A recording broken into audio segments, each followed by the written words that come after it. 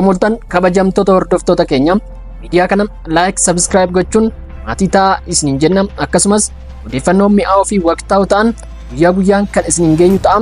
Haga dhumaatti akkan waliin turtan kabajaan isin affeerra. Butuun yaa dhaga'u ejjennoo handaara galaana diimaaf qabanne daqiiqaa tokkoof illee hin jijjiirru kan jedhan muummichi ministeeraa Dr. Abiy Ahmed nuti biyya kamuu weeraruu hin barbaannu, kan nu tuquu barbaadu garuu qaanessinee deebisna jechuun kaardii diimaa luqqisanii. Muummichi ministeeraa Dr. Abiy Ahmed dhibba darbe gaafii paarlaamarraa ka'ee yoo deebisanii biyyoota ollaa waliin imaammata kennanii fudhachuu bu'uura godhachuun hojjenna. Somaalilaand waliinis kan goone kanuma jedhanii Gibsii fi Suudaanis yoo ta'e hidhaa guddicha laga Abbayyaarraa fayyadamoodha malee miidhamoo miti kan jedhan muummichi bishaan yoo rakkatanis bishaan qabna waan ta'eef kennuufii dandeenya jechuun ibsanii. Yeroo ammaa kana hojiin isaa kan xumurame hidhaa guddichi laga Abbayyaa akkan hojjetamneef dhagaa isaan hin garagalchine hin jiru, gaarri isaan hin qofforre hin jiru, qaamni isaan hin hidhachiifne hin jiru. Haa ta'u malee waraana kana hunda injifanne hidhaa guddicha milkeessuu dandeenyeerra jedhanii ulaa galaana diimaas ni milkaneessina jechuun dubbatanii. Biyya uummata miliyoona 120 ol qabdu balbala itti cufanii dhoorkuun hin danda'amu jechuun xiiqin ejjennoo mootummaa isaanii ibsanii. Haasaa muummichaa kanaan kan rifatan Gibsii fi Soomaaliyaan waan qabanii gadhiisan dhabuu isaaniitu dhagahame. Dafqaa fi dhiiga uummata Itoophiyaatiin kan ijaarame hidhaa guddichi laga Abbayyaa akka hin milkoofneef yaalaa kan turte Gibsiin humna ittiin dhaabsiftu waan dhabdeef abdii kutannaa keessa galuun waraana bakka bu'iinsaa gaggeessuuf jecha Soomaaliyaa keessa mandheeffachaa jiraachuu ishii ni beekama.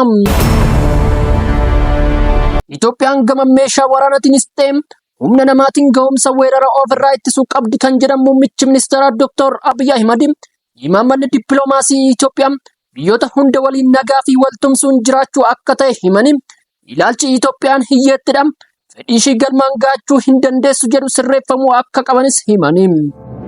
Itoophiyaan ni badhaati, rakkoo ishee qofa osoo hin taane ardichaa furuuf gahumsa guddaa qabdis jedhanii. Waliigaltee hulaa galaanaa Somaalilaand waliin mallatteeffame hordofe hariiroo Itoophiyaa fi Soomaaliyaa gidduutti rakkoon uumamuunsaa kan yaadatamu yoo ta'u dhimmichaan wal qabate ilaalcha Itoophiyaan lafa Soomaaliyaa fudhachuuf waliigaltee jedhu uumuuf yaalamuu himanii. Nageenya waloof jecha Soomaaliyaa keessatti nama kumaan lakkaa'amutu nu jalaa du'e kan jedhamu muummichi ministeera naannoo Soomaaliyaatti akka tasgabbaan faayidaa biyyaa akka dursan qalbii akka horatan yeroo kennineefii jirra ni obsinas jedhanii. Haa ta'u malee Itoophiyaan faayidaa biyyaalessaa dhaabbataa ta'e qabdi. Addunyaan har'a ga'u Itoophiyaan hulaa galaana diimaa karaa nagaa qabeessa ta'een argachuu ni barbaaddi jedhanii. Dhimma kanarratti kan qaanofnu yookiin kan dhoksinu kan itti fakkaatu yoo jiraate dogoggoree jira, waan sirrii isaa qabachuu qaba jechuun amanii. Itoophiyaan fedhii hulaa galaanaa qabdu karaa nagaatiin milkeessuu akka barbaaddu kan himan muummichi ministeera seera kamiinuu Itoophiyaaf ni mala. Itoophiyaanonni bitamtoonni tokko tokko galuu fi baatus nuti yookiin ijoolleen keenya ni milkeessu jechuun dubbatanii. Haa ta'u malee kanaan wal qabatee namoonni waraanni jalqabuu danda'a jedhanii yaadanii ni jira. Itoophiyaan waraana akka hin barbaanne dubbatanii.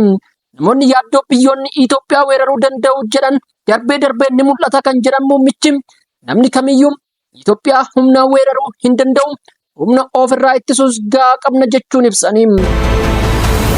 Gama meeshaa waraanaatiinis ta'e humna namaa gahaa qabaachuu kan himan muummichi ministeera eenyuyyuu yoo dhufe qaanessinee deebisna jedhanii. Namuyyuu garuu tuquu akka hin barbaannes dubbataniiru. Pireezidaantiin Somaalilaand Musee Bihi Abdii waliigalteen wal hubannoo fayyadama ulaa galaana irratti taasisanii haga ammaatti osoo xumura hin argatin kan tureef sababa qaxanicha keessatti atakaroon uumameen ta'u BBCf ifa gochuun isaanii ni yaadatama. Egaa kabajamtoota dhaggeeffattoota keenya subscribe like gochuun nu deeggaraas ni jenna. Bakka nagaa nuuf oolaa nuuf bulaa.